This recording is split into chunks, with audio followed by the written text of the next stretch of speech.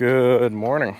Pouring some additive out of this can here, mostly because we've been having a little bit of combine trouble with Grandpa's combine.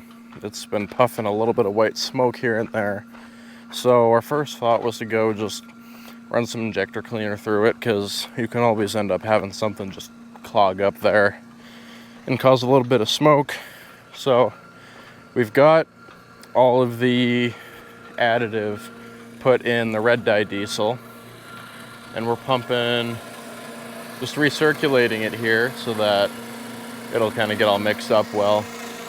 I'm gonna go put this in the road diesel so that all of our diesel fuel is treated, because it's just one of those kind of steps you can take to take better care of your vehicles and equipment, so why not do it? But we're also going to run fuel injector cleaner through that combine, and hopefully if we do that all for the next week, it should in theory resolve it. That's the plan, at least.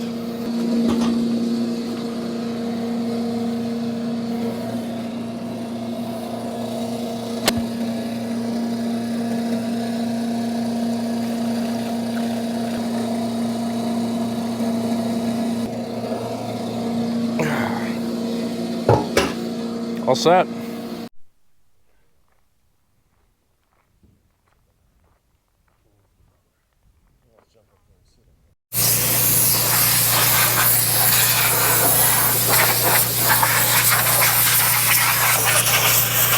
So, well, Dad is blowing the combine off.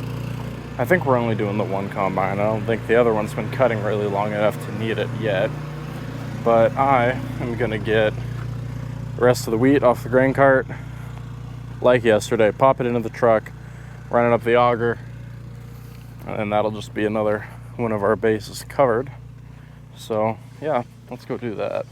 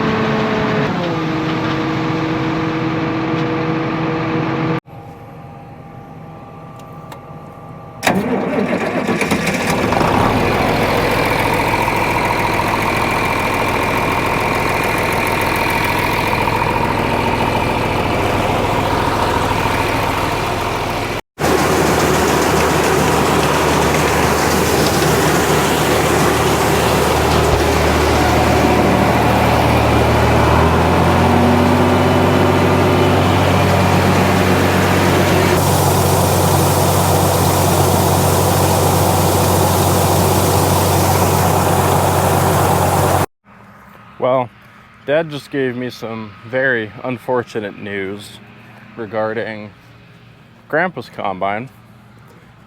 And just as luck would have it, as soon as we get the header fixed on Isaac's combine, another thing goes bad.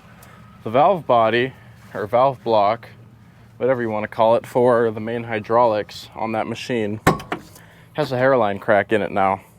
So every time it starts drawing any sort of major hydraulic pressure, it will, spool up the pump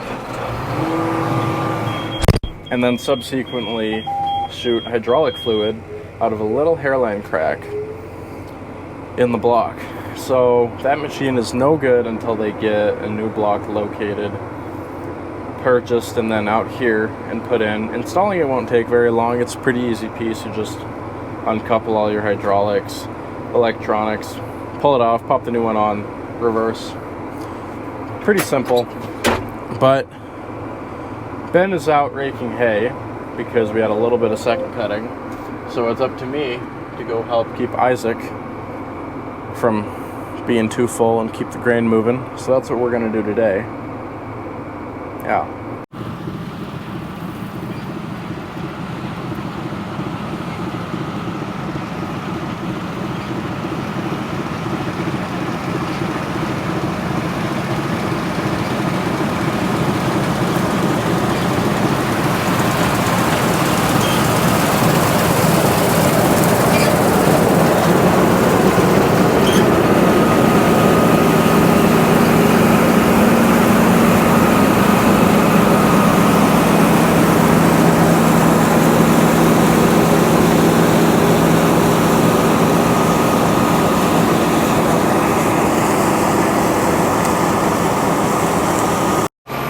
that header is so much quieter than the 635F. And that's kind of that's Draper headers by their nature. They're always nice and quiet, which is what I like about them. You can actually be up next to one and not just sound like you're next to a, what would a good analogy be? Next to a whole bunch of ball bearings inside of an industrial grade blender. That's about what it sounds like. I'd say that's pretty accurate. Well, we only got 17,000 pounds off of the load I just picked up from him right before that video I took. I got one load off of him, and then I think we're gonna go and get him right up here at the end, and that'll probably put me about 30, so I might as well put that on the truck and put it up in the bin. I don't know how well the GoPro shows it, but if you look, maybe I can zoom it in. I can't. But if you look down kind of in there, you can see, get more of an idea of the rolling hills that we farm with, in this field especially. And you look over here, we've already got quite a bit of hill, and the GoPro kind of ruins it. It makes it hard to see with kind of the fisheye wide angle. But there's lots of big hills in here. That's part of the reason why we need articulated, four-wheel drive tractor in order to pull our disc, because typically, guys that farm flat ground, they can normally pull that off with an 8R, kind of just a larger row crop tractor. But with us, well, first off, because it's a no-till drill, not a hoe drill, it pulls a little bit harder. But going up any of these hills, you need traction. We've actually borrowed a friend of ours 8400R back when he had it, and it would spin out going up these hills. So you really, you need quite a bit of tractor in order to farm something like this, and I imagine it only gets crazier when you get into some of those places like Idaho, Eastern Washington especially. I think some parts of Oregon. And wouldn't you guess it, not only do we have issues with both two combines, but to make everything even worse yet, we've got this here. And to explain, that little tiny tip-top latch right there on the top gate of the door either fell down or didn't get latched, something. So the grain started leaking out of that little corner all down into this mess. So I'm gonna have to go get some buckets, shovel it into the buckets, and haul it all the way over and put it into the auger by myself. So yeah, everything is all jacked up today, every which way you could think of. This is one of those weeks that really tests you, but that's farming. We'll get it all figured out somehow. I think they're gonna go try to test something out. I'm probably just unplugged and replugged in a few sensors, but to be honest, sometimes that'll fix it. So I wish good luck to them, but I have my little project to do. So yeah.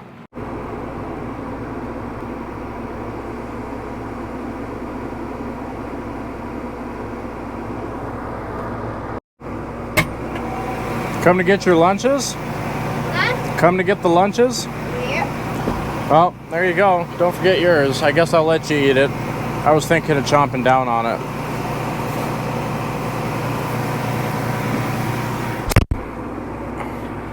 It's always a good time when you get your food.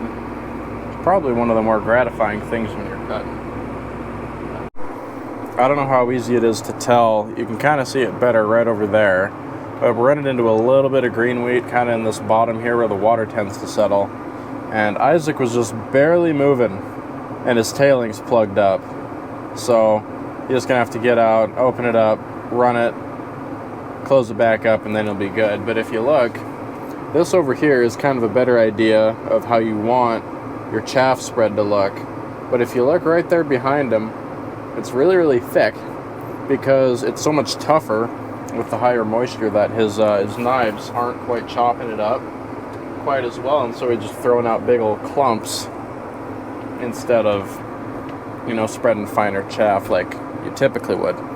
But it's not very hard to get all that opened up and unplugged, and so yeah, he'll be okay.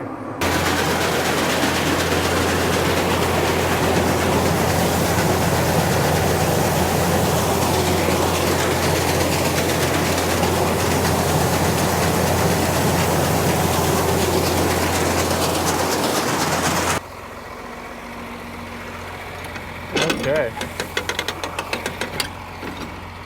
And that load's all done now, finally. And got a little bit of our mess cleaned up from over there. So, I'd say we're all set for now. I'll just go shut off the tractor and we wait for the next load.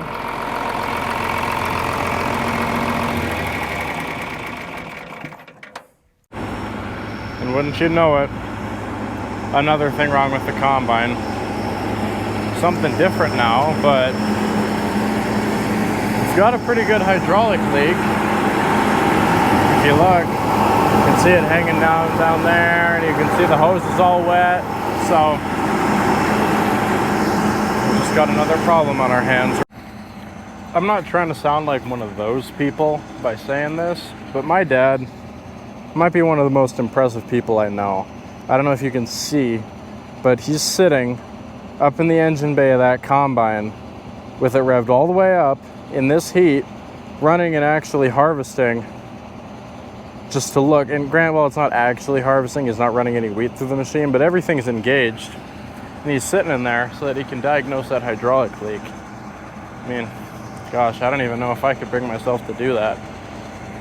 I guess if I had to, but point being, I don't know. I'm thoroughly impressed by him. I hope some other people are too, because I think he fully deserves it. But I just got done blowing this combine off decently, enough so that we can get a better view of the valve block, which will be in tomorrow at noon. So hopefully we can get this thing going by tomorrow night. The wind really just feels like a blow dryer now too. I don't know. All things accounted for, life could be still way worse than it is right now. I mean, geez, I could be working in this heat doing something that I don't love doing, but here I am farming, so it's hard to complain when you get to farm. I know so many people that would die to kind of do what I do and live this lifestyle, so complaining and whining about stuff like this is really, in my eyes, kind of unnecessary. It's really all about perspective and making sure I don't fall back into that pile of wheat. So the auger is running because Dad's getting Ben unloaded, and as you've all probably seen several times already, into the truck, out the hopper, up the auger, into the bin. So now is the perfect opportunity. We're gonna go take these buckets up there and then refill them.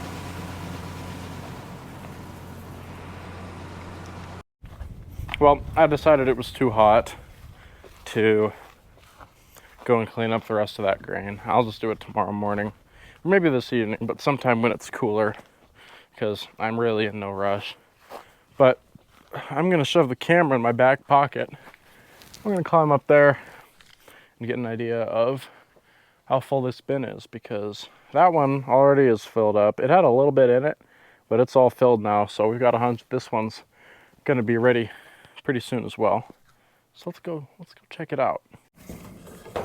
Okay, we made it up. A little bit of a fall. YouTube, I am protected by all the proper safety measures and harnesses, so don't take this down or put a strike on my account. Anyhow, down here, if you look, if the GoPro will adjust, we have 3.5 ribs of the bin filled up at the edges, but it also cones off in the middle, so filling up fairly fast. And then you can get down, look up, and get an idea of how full it is based on the observation we made of 3.5 ribs.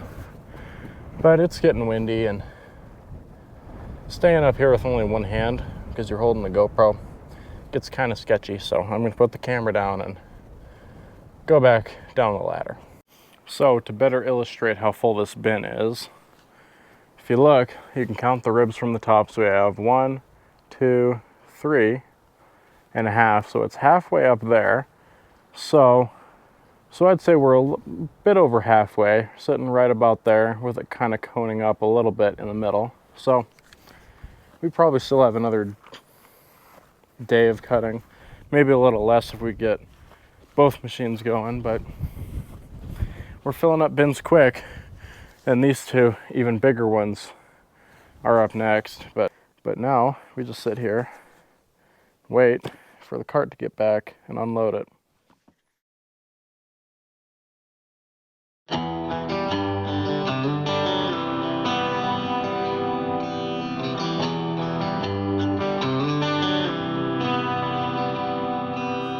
Sitting on the curbside, liquor in my cup.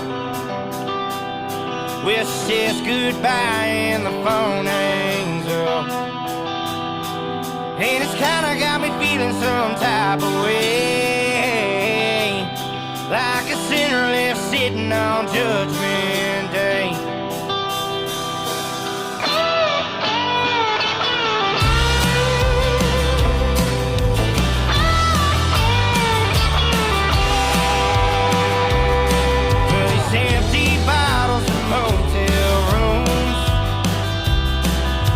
Treat me quite like they used to,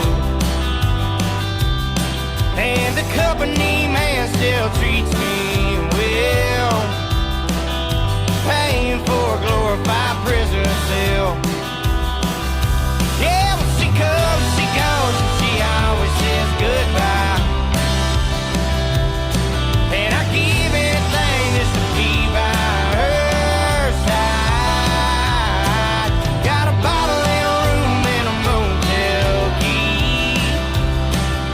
broken heart with no vacancy, broken heart with no vacancy, yeah, no vacancy.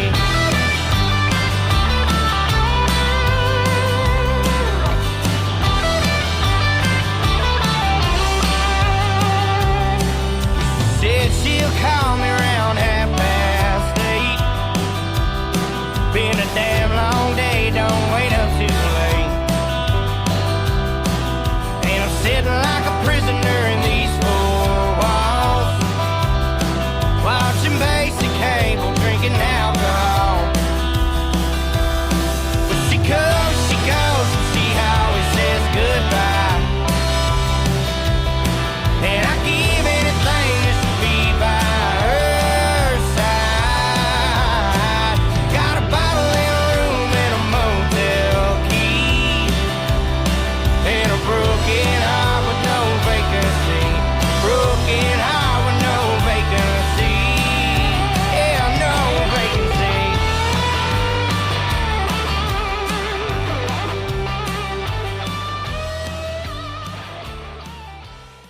So that's going to be it for tonight, ending on one combine.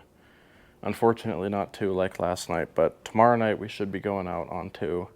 The hydraulic leak turned out to be kind of resolved. We think that just because it's a really rolling hills kind of field, that just kind of a bubble came up and popped out of the fill, tube where the dipstick goes. But getting closer to having that bin filled up even more so. It's about 10:30, I'd say.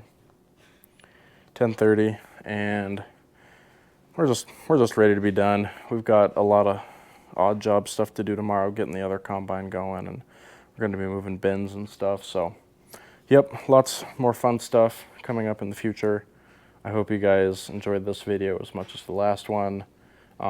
If you did, just hit that like button, and thank you very much for watching, and I'll see you guys in the next video. Until next time.